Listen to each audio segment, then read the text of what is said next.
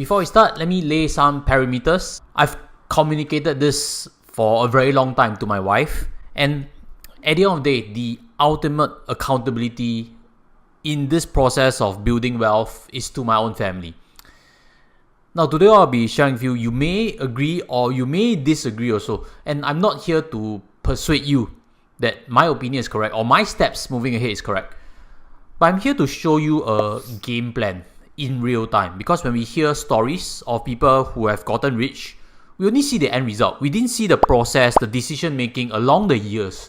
Things take time to build. It takes years to build. But now I'm trying to start this process of narrating in real time what's going to happen in the next few years in terms of my own game plan. So as always, I think this is going to be a very unique sharing. I hope you appreciate it. Smash the like button early because you know I have the goods. And with that, let's roll in the intro video.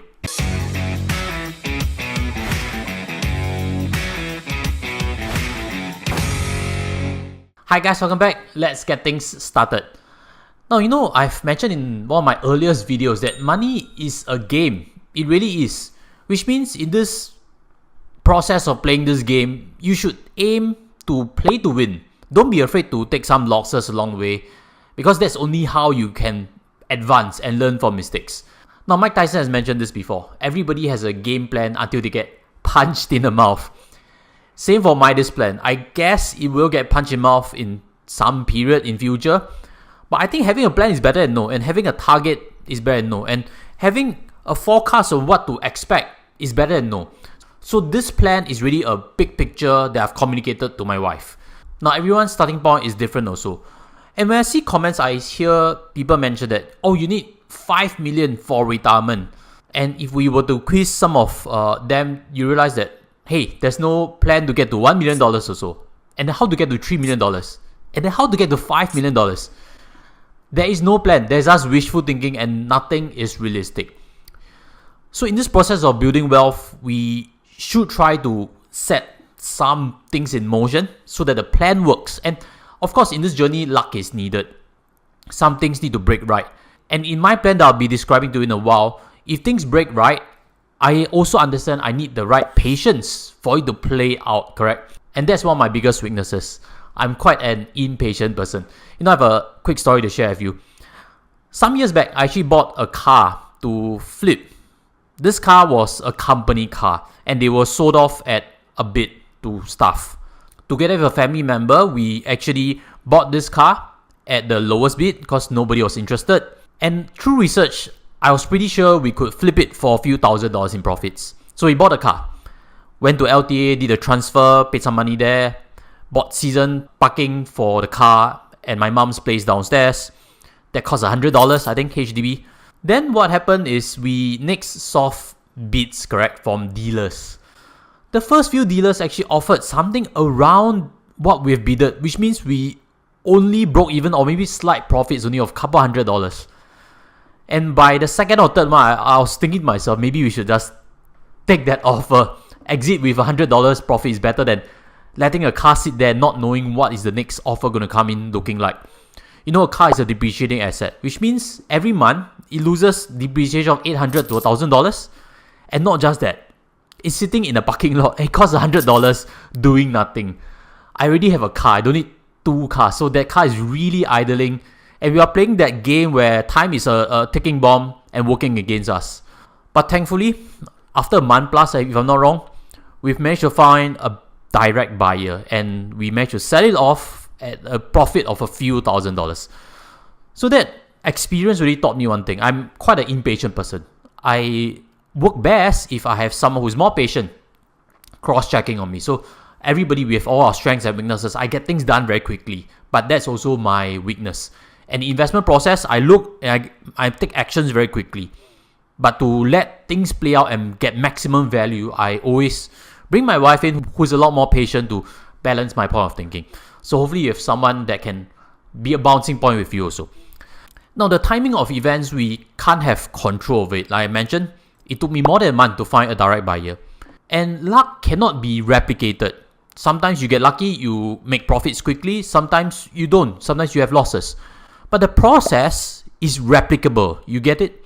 Which means the process of buying things that are unloved, like this case as a car, or things that are undervalued. And there are definitely reasons why it's unloved and undervalued. Firstly, the outlook is bleak or there is just too much work to be done. These are things that we need to understand also. If not, we just buy things that are unloved and we hope to make profit. It's also not true like that. But the main process is to think differently, to understand that things can have certain value at certain period of time, and some things also actually do come down over time.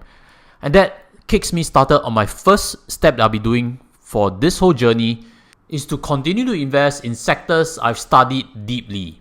Where I believe my returns will come will be in commodities, REITs, and Singapore small cap stocks. If you look back in 2012, you realize that there were a lot of advertisers teaching on value investing, correct? Because back then, idol was Warren Buffett. You buy this company, Viacom for example, I see that name quite commonly mentioned. Then these are monopolies and these are value investment plays. You collect dividend. But fast forward to 2022, people are laughing at dividends. People are thinking about growth investing. The people who wanted to be like Warren Buffett are now trying to be like Cathy Woods.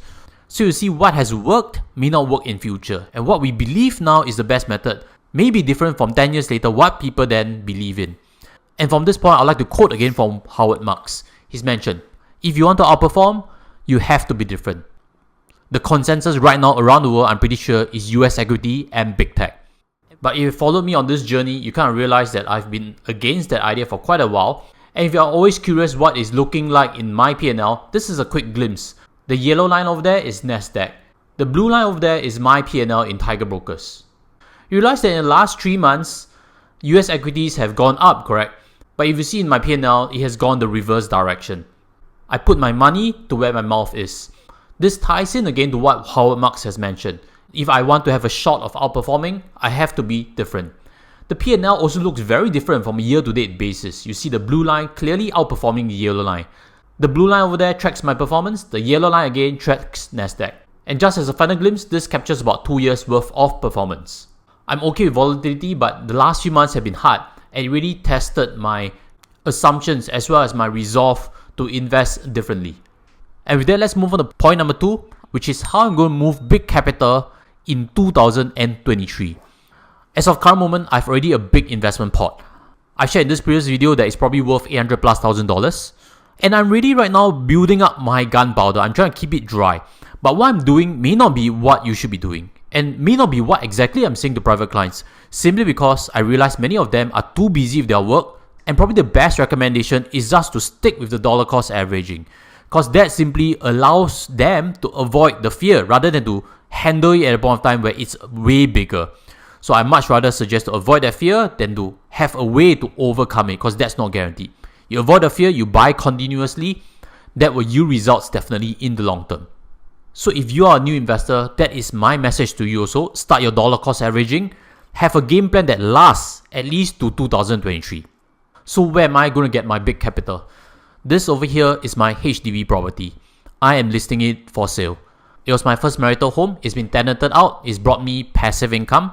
And after convincing my wife, now we are putting it on the market and probably saying goodbye to it. So if you're keen to hear some stories of the developments of that, smash the subscribe. I'll be releasing data and insights on how to sell properties. Maybe there could be some useful information from that. So smash on like and stay tuned for it. Now this property will easily fetch in 400,000, which will be deployed if the plan goes accordingly in 2023. I'll be buying big into equity markets. And if the things play out right, things could be even more distressed by then and probably bargains will even be more obvious. Now, in this whole property game, I'm also not 100% correct. My track record, I bought the smallest property, 3-room HDB, in 2011. And the reason I convinced my wife back then is that I believe property cycles were expensive already. It's no good to chase property prices. And our best outcome was to buy a smallest resale HDB so that we can move in straight away. In the end, I turned out to be 1.5 years too early because quite obviously the property markets continue to rise, correct? That was not the top. But you can also say that since there's a seller stamp duty, buying a property, you cannot exit in 1-2 years anyway. So quite possibly that was a good call. Then in 2017, I bought this property, this private condo. And in that part, I actually realized that en blocs were moving already.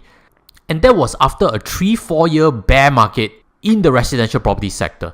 So again, I was buying when things were less loved. If you ask around now, everybody is buying a bigger property. Everybody is upgrading. at least in my circle of friends. So I'm doing the opposite. I'm selling out instead of buying. So will I be right or wrong? Only time will tell. What I can control right now is to continue to earn well, is to continue to be frugal so that I build up my capital. The gunpowder is going to be dry.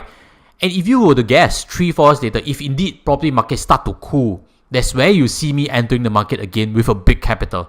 So in a nutshell, I'm selling out something that's rich and I'm buying things that's distressed. And when there's something that could be distressed in future, I may be re-entering the market. So if you've been following through, you kind of guess that's my game plan on how I'll be doubling my wealth and getting to $3 million in an unspecified time frame. With that, I'll sign off from this tutorial, and as always, if you benefited, smash the like button and check out these 2 previous tutorials I've done before.